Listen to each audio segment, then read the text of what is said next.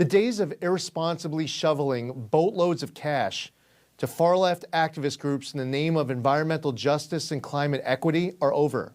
I don't like clowns.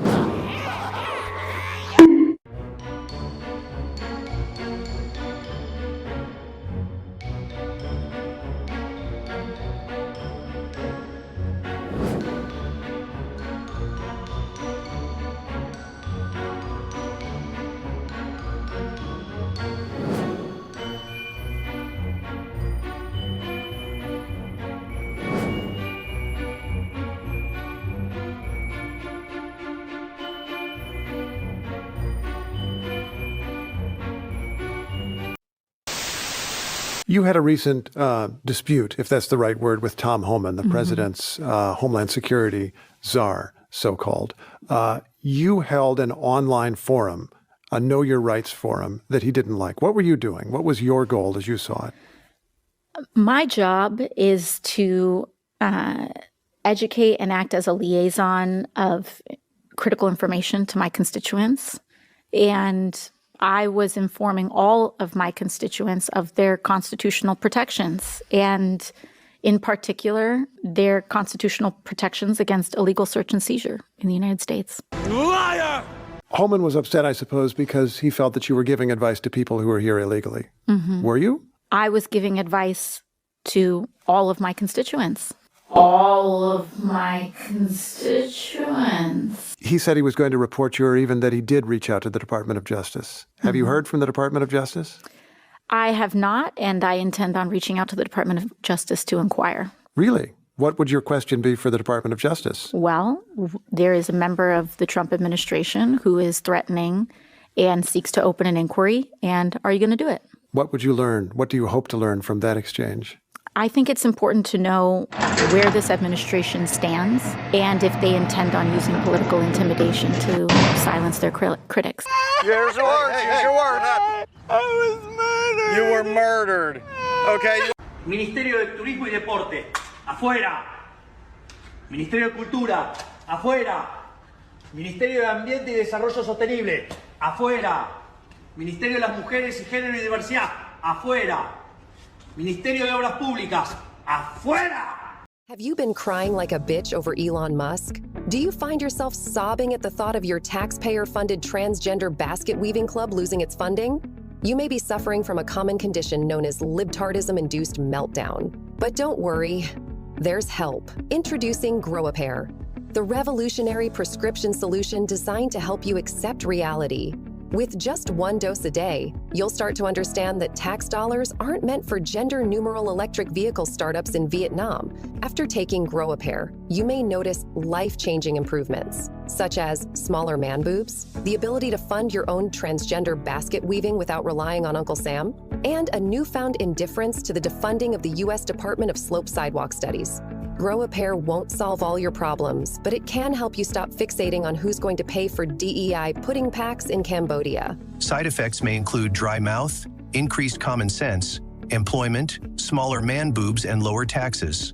Ask your doctor if Grow-A-Pair is right for you, because adulting is hard, but it doesn't have to be. This is what Democrats are fighting to save. $20 million for Iraqi Sesame Street, $2 million for Moroccan pottery classes, $11 million to tell Vietnam to stop burning trash, $27 million to give gift bags to illegals before we deport them, millions to help Afghanis grow crops instead of opium. That program was such a success that opium production doubled. We also gave Afghanistan $300 million to build diesel fuel power plants, but they couldn't use them because diesel was too expensive. $200 million on a dam that was too unsafe to ever be used. We could have used that dam in California. $250 million on a road that was never used. We literally built a road to nowhere. Oh, and we gave Syrians $9 million for humanitarian aid, but someone messed up and it went to Al-Qaeda. $1 million for bat research in Wuhan. That equates to $1 million for each dead American. USAID was funding Fashion Week in Paris. France isn't even paying its NATO dues, and we're paying for their Fashion Week. USAID's a $40 billion deep state social justice slush fund. Here's your words. Here's your words. I was murdered. You were murdered. Okay. In case you missed it, here's the DOGE report for today. So where is our money actually being spent? Well, they found that $3 million is being used to study steroid-enhanced hamster fighting.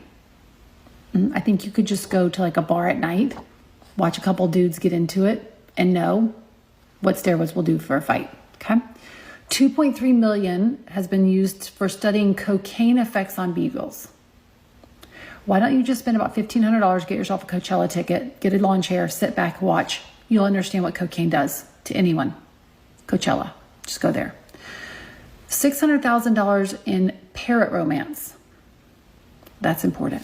It's definitely really important, actually. We'll keep that. $500,000 in racial aggression in mice. I'm sorry, do mice give a shit? They just want your food. They don't care if you're black, you're white, you're Asian. They don't care. They just probably want to get your food and your crumbs and in your house and on the streets and gross, okay? 1.1 million training mice to binge drink. Just go to UGA, pick a sorority house, pick a fraternity house, watch them on the weekends. They'll binge drink, study the effects after that. Free. Just again, lawn chair. See, I think we should just promote buying a couple of lawn chairs and go to a couple of these events. You'll get all the studies you need and willing participants. 2.1 million encouraging Ethiopians to wear shoes. That's effective for Americans, thank God. That's where our money is going. We know we can't buy groceries, but let's make sure those Ethiopians wear their shoes. I can't even get my kid to put their shoes on. Okay, can we maybe put a little money in that? Or sometimes I'm like, where's the other shoe? Why do you only have one? What happened to the second one? Okay, 187,000 verifying that kids love their pets. Unless you're raising Jeffrey Dahmer, your kids like their pets. It's just natural. Most people like pets more than like humans. I know, I do. 2.7 million studying Russian cats on treadmills. Why don't we take 2.7 million and try to encourage more Americans to use treadmills? Okay. Finally, 875,000 studying cocaine effects on quail mating. Again, lawn chair, sorority fraternity house, a good party. Watch what happens when cocaine enters the room. So in case you missed it, that is where your hard-earned dollars are going this week in the DOGE report. The people of this country are being violated because all of our privacy is being taken up by Elon Musk and Trump, and we don't know what all they have on us. We don't know what all they have on us. Democrats are acting like cheating boyfriends right now. I'm sorry, but somebody's got to say it. I'm independent. I think there's good ideas on both sides. There's bad ideas on both sides. But what this DOGE audit is reminding me of is like a girl taking her boyfriend's phone and like hiding in the bathroom. And the Democrats are just banging on the door. And they're like, you are invading my privacy. You can't go through my phone. And Elon Musk is like, yes, I can. I can see what you've been up to. And then every time Musk comes out of the bathroom, he's like, look, see what you did? They just turn it around and they're like, you invaded my privacy. This was your fault. You broke my trust. $40 million to improve the social and economic inclusion of sedentary migrants. Nobody knows what that is. $8 million to promote LGBTQI+ in the African nation of Lesotho, which nobody has ever heard of. $60 million for indigenous peoples and Afro-Colombian empowerment in Central America. $60 million. An extremely disturbing video circulated 2 months ago featuring a Biden EPA political appointee talking about how they were tossing gold bars off the Titanic, rushing to get billions of your tax dollars out the door before Inauguration Day. The gold bars were tax dollars, and tossing them off the Titanic meant the Biden administration knew they were wasting it. Following this revelation, during my meetings with members of Congress, I made a very important commitment to them and to the American people, which I reiterated at my confirmation hearing that if confirmed, I would immediately get a full accounting. Fortunately, my awesome team at EPA has found the gold bars. Shockingly, roughly $20 billion of your tax dollars were parked at an outside financial institution by the Biden EPA. This scheme was the first of its kind in EPA history, and it was purposefully designed to obligate all of the money in a rush job with reduced oversight.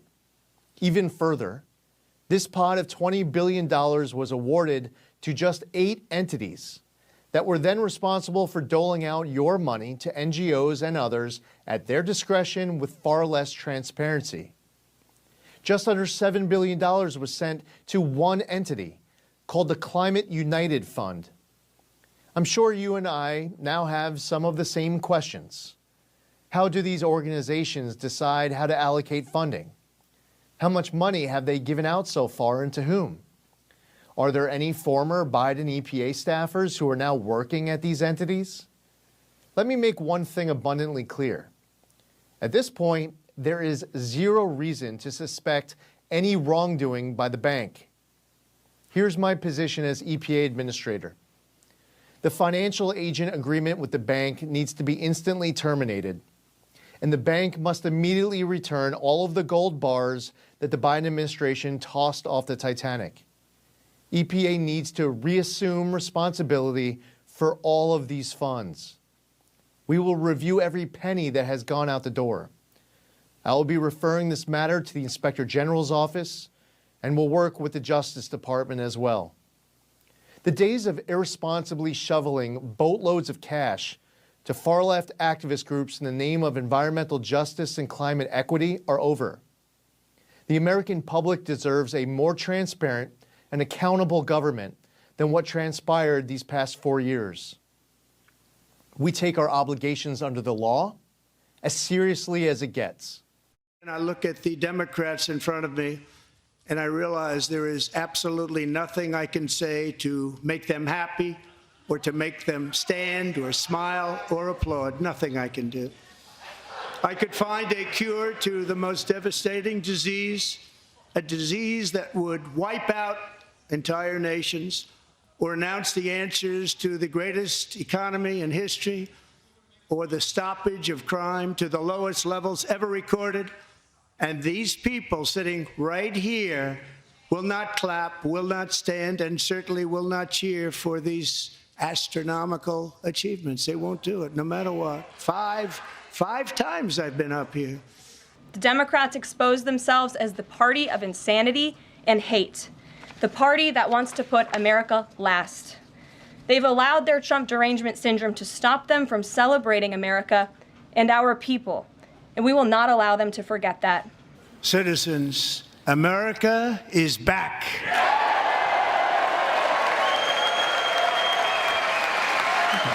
I stood beneath the dome of this Capitol and proclaimed the dawn of the golden age of America. From that moment on, it has been nothing but swift and unrelenting action to usher in the greatest and most successful era in the history of our country. We have accomplished more in 43 days than most administrations accomplished in 4 years or 8 years, and we are just getting started.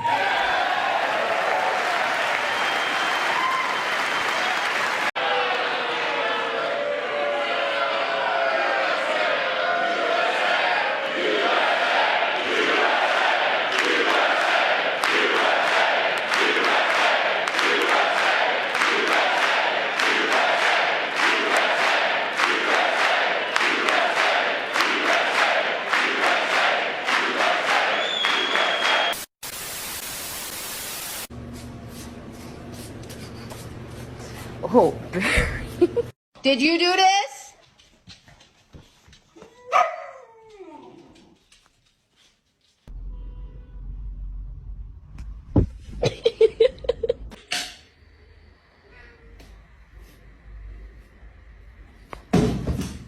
Friendly? Yeah, my dog's friendly. Hi.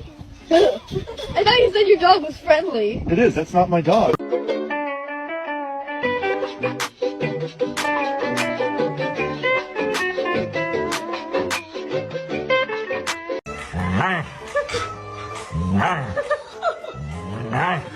Chester, squeak that damn thing one more time and I swear to God I'll put you outside.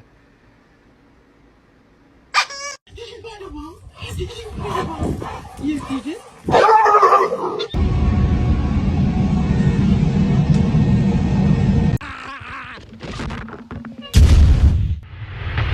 It is a messed up world.